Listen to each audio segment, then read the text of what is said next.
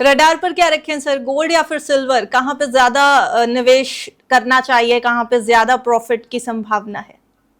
आपने बिल्कुल एक सीधी पॉइंट पे ही पूछा है कि सोना ले या चांदी ले। तो उसको देखने का अच्छा तरीका है कि आप गोल्ड सिल्वर रेशियो को देखिए। पिछले साल ये गोल्ड सिल्वर रेशियो 107 पे था और वहां से हमने ये गिरते हुए देखा था।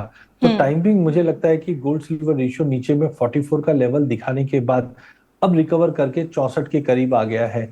आने वाले कुछ हफ्तों में हमें लगता है कि ये रेशियो 75 तक जा सकता है, और जब भी ये रेशियो बढ़ता है तो सोना आउट परफॉर्म करता है। तो मेरा प्रेफरेंस है सोना। सोने में आप निवेश कीजिए, क्योंकि अनसर्टेनिटी के चलते चांदी में दबाव रह सकता है और इन्फ्लेशन बढ़ रहा है कच्चे तेल की वजह से। तो इंडस्ट्रियल डिमांड जो है वो थोड़ी सी डेंट हो सकती है, तो सोने में निवेश करना चाहिए।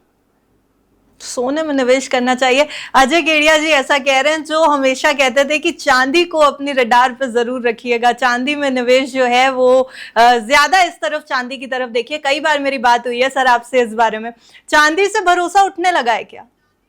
नहीं, देखिए चांदी पर आपने बिल्कुल सही चीज पकड़ी। मैं पिछले 3-4 साल से बोलता था चांदी लीजिए। पिछले साल चांदी ने 300% का रिटर्न दिया है। तब हम्म। 107 107 का रेशियो हुआ करता था।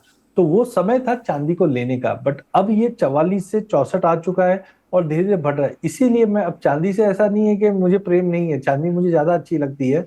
बट टाइमिंग मुझे लगता है जो जियो पॉलिटिकल टेंशन ये सब बना हुआ है, ये सोने को सपोर्ट करेगा। तो हो सकता है 4-6 महीने के लिए सोना भी लेना चाहिए चांदी के मुकाबले। फिर बाद में वापस रेशियो देखकर हम चांदी पे आएंगे। जी बिल्कुल सर। लेकिन सवाल ये कि गोल्ड लें या सिल्वर लें, लेकिन कैसे लें, अक्यूमुलेट किस तरीके से करें? करेक्शन का इंतजार करना बेहतर होगा और ज्यादा हम उम्मीद करके चलें और ज्यादा गिरावट की, या फिर अक्यूमुलेट करने के लिए सही समय?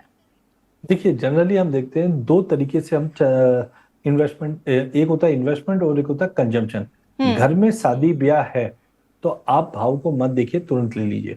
बिकॉज क्या होगा, 2,000 रुपया ऊपर नीचे दिखेगा आपको, लेकिन अल्टीमेटली आप देखिए लॉन्ग टर्म के लिए ले रहे हैं, तो आप बिल्कुल अभी लेके चलिए। अगर आप निवेश कर रहे हैं तो निवेश के लिए अपॉर्चुनिटी देखिए। आज इक्विटी मुझे लगता है कि थोड़ी ज्यादा अट्रैक्टिव है। हम्म। सोने चांदी में मुझे लगता है महीने 2 महीने थोड़ा और दबाव रहेगा, लेकिन हाँ, सेकेंड हाफ में सोने और चांदी में फिर से तेजी बनेगी।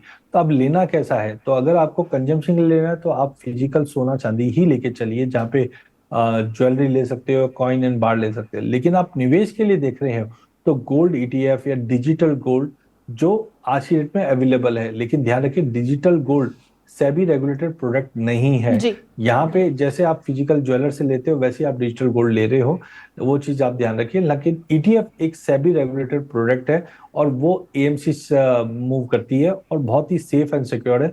वहां पे आप निवेश करके चलिए।